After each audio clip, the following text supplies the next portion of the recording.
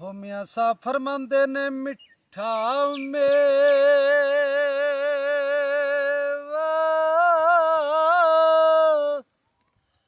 ਹੋ ਮਿੱਠਾ ਮੇਵਾ ਹੋ ਬੇਰੀ ਹੋ ਦੇਵੇ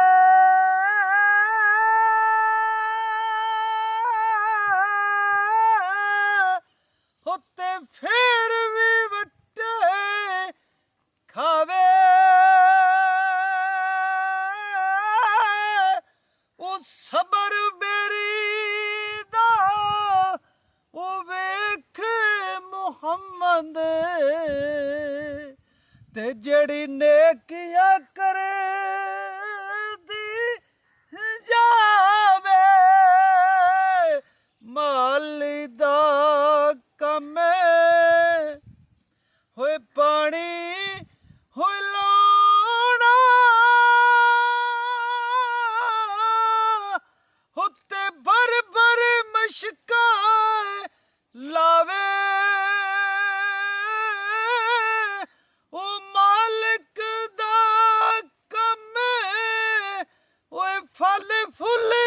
ਲਾਉਣਾ ਉਹ ਲਾਵੇ ਜਾਂ ਨਾ ਲਾਵੇ ਹੋ ਕਦਰ ਨਬੀ ਦਾ ਹੋ ਕਦਰ ਨਬੀ ਦਾ ਹੋਏ ਕੀ ਹੋ ਜਾਣਨ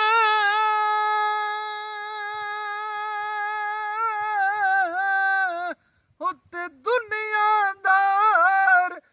ਕਮੀਨੇ